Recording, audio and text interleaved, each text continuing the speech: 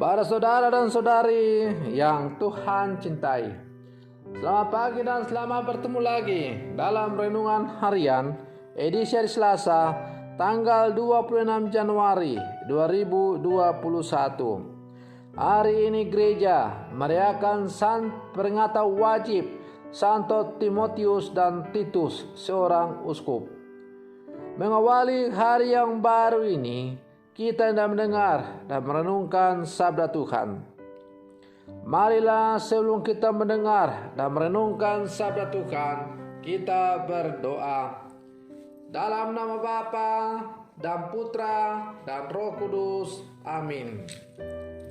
Allah Bapa kami yang Maha Pengasih dan Penyayang, Santo Timotius dan Titus Kau limpahi bekal yang mereka perlukan dalam kegiatan kerasulan. Semoga berkat doa restu mereka, kami di dunia hidup jujur dan saleh, agar kelak dapat Kau terima di tanah air surgawi. Bersabdalah ya Tuhan, kami siap untuk mendengarkan. Semoga sabdamu yang hendak kami dengar dan kami renungkan ini sungguh semakin menjiwai seluruh kehidupan kami. Terpujilah Engkau Bapa, Putra dan Roh Kudus, kini dan sepanjang segala masa. Amin. Para saudara dan saudari yang Tuhan cintai, sabda Tuhan yang hendak kita dengar dan kita renungkan untuk mengawali hari yang baru ini diambil dari Injil Lukas pasal 10 ayat 1 sampai 9. Tuhan sertamu. Inilah Injil Tuhan kita Yesus Kristus menurut Santo Lukas. Pada suatu hari, Tuhan menunjuk 70 murid, lalu mengutus mereka berdua-dua, mendahulunya ke setiap kota dan tempat yang hendak dikunjunginya. Katanya kepada mereka, tuai memang banyak, tetapi sedikitlah pekerjanya. Karena itu mintalah kepada Tuhan yang punya tuaian, supaya ia mengirim pekerja-pekerja untuk tuaian itu. Pergilah, camkanlah, aku mengutus kamu seperti anak domba ke tengah-tengah serigala. Janganlah membawa pundi-pundi atau bekal atau kasut, dan janganlah memberi salam kepada siapapun selama dalam perjalanan. Kalau kamu memasuki suatu rumah, katakanlah lebih dahulu, damai sejahtera bagi rumah ini. Dan jika di situ ada orang yang layak menerima damai sejahtera, maka salammu itu akan tinggal padanya. Tetapi jika tidak, salammu itu akan kembali kepadamu. Tinggallah dalam rumah itu, makan dan minumlah apa yang diberikan orang kepadamu, sebab seorang pekerja patut mendapat upahnya. Janganlah berpindah-pindah rumah. Jika kamu masuk ke dalam sebuah kota dan kamu diterima di situ, makanlah apa yang dihidangkan kepadamu, dan sembuhkanlah orang-orang sakit yang ada di situ. Dan katakanlah kepada mereka, kerajaan Allah sudah dekat padamu. Demikianlah Injil Tuhan. Para saudara dan saudari yang Tuhan cintai, kita semua dipanggil dan diutus Tuhan seperti anak domba ke tengah-tengah serigala, sebagaimana kita dengar dalam bacaan Injil tadi.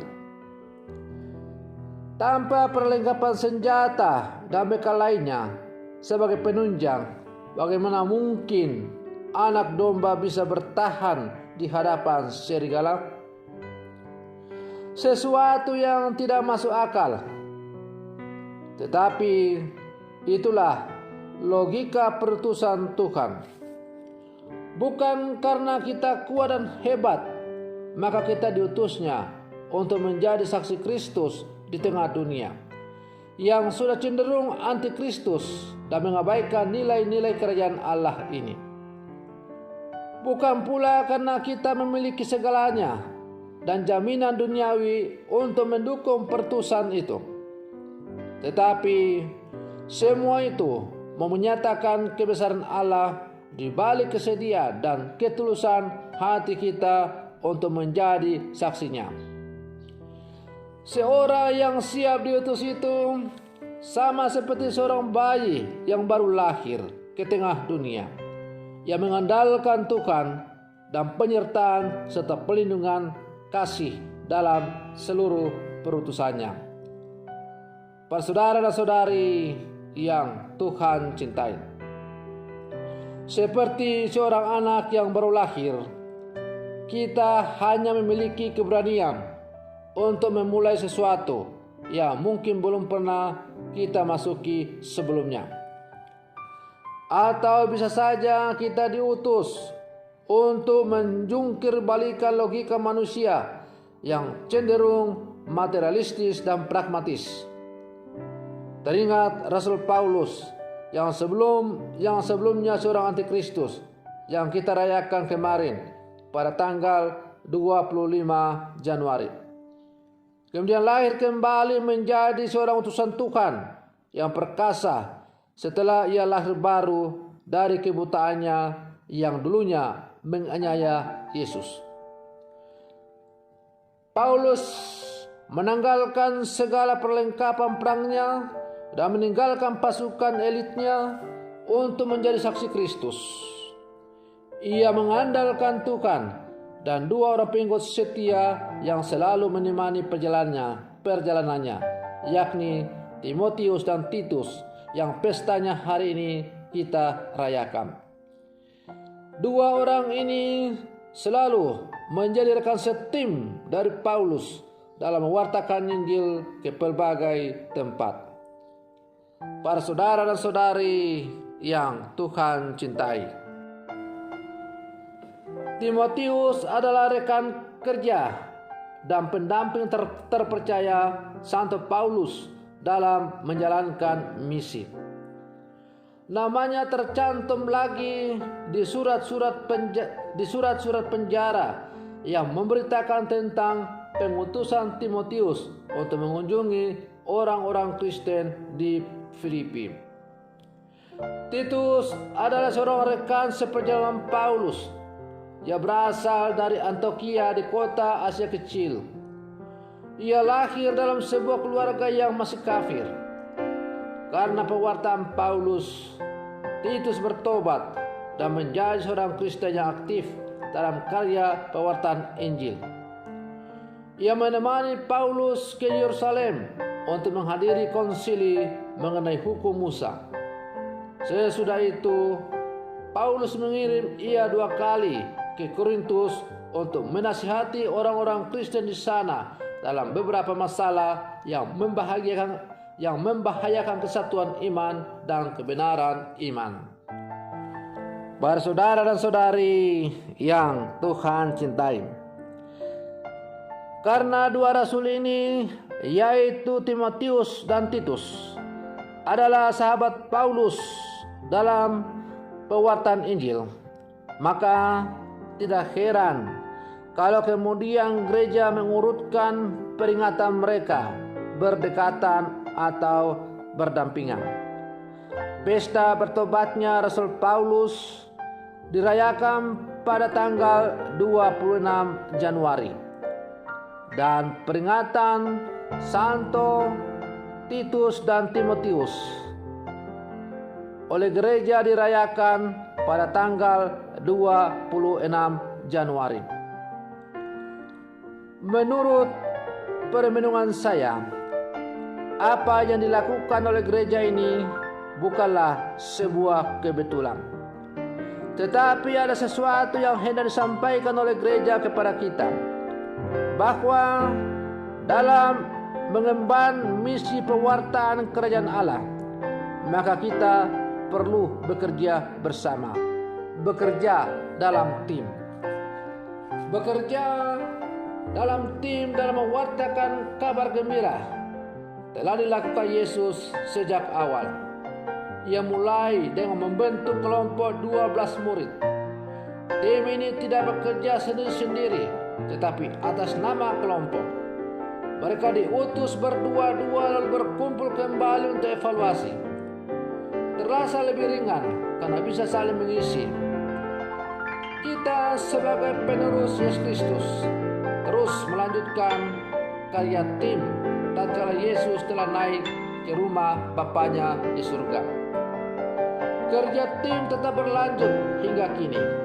Salah satunya bisa kita renungkan ketika hari ini gereja merayakan peringatan wajib atau pesta Santo Timotius dan Santo Titus, dua orang yang menjadi rekan sekerja dari Rasul Paulus dalam pewartaan Injil. Para saudara dan saudari yang Tuhan cintai, sebagai murid-murid Yesus yang hidup di zaman sekarang, kita juga dipanggil dan diutus untuk selalu melayani Tuhan dalam semangat kerjasama. Itulah sebabnya misalnya dalam tradisi gereja Katolik, misalnya kita di Kuspan Jayapura, kita kenal yang namanya Dewan Pastoral Paroki. Melalui wadah Dewan Pastoral Paroki ini, sejumlah umat yang memiliki semangat merasul berkumpul bersama untuk merancang bagaimana karya pelayanan untuk melayani suatu paroki di mana mereka berdomisili. Bersama pastor paroki yang menjadi ketua dewan paroki atau menjadi ketua umum dewan paroki, tim ini merancang semua reksa pastoral di suatu paroki agar supaya karya pelayanan gereja, karya pewartaan Injil semakin berdaya guna dalam seluruh kehidupan umat. Demikian pula halnya di Kombas. Kita mengenal ada yang namanya penggerak Kombas. Tugas daripada penggerak Kombas ini adalah bagaimana menggerakkan umat di Kombas itu supaya semakin hidup sesuai dengan semangat Injil dalam kehidupan sehari-hari. Dengan demikian, tugas pewartaan kerajaan Allah kepada dunia adalah menjadi tanggung jawab kita bersama-sama. Maka marilah dalam seluruh kehidupan kita selalu berkolaborasi sesuai dengan kemampuan yang Tuhan berikan kepada kita untuk menjadi saksi-saksi Kristus dalam kehidupan kita. Semoga dengan kolaborasi yang kita lakukan, semangat pewartaan Injil semakin menjiwai kita dan dunia semakin dijiwai, diterangi oleh nilai-nilai kerajaan Allah sebagaimana yang diwartakan oleh Kristus kepada kita. Dan dengan demikian dunia semakin diliputi dan dijiwai oleh semangat kasih Kristus itu sendiri. Para saudara dan saudari yang Tuhan cintai, semoga permenungan saya ini semakin menghantar kita untuk menjadi murid-murid Yesus yang sejati, yang selalu berkolaborasi kerja bersama untuk mewartakan Injil dalam seluruh kehidupan kita. Semoga demikian. Selamat pagi, Tuhan Yesus memberkati.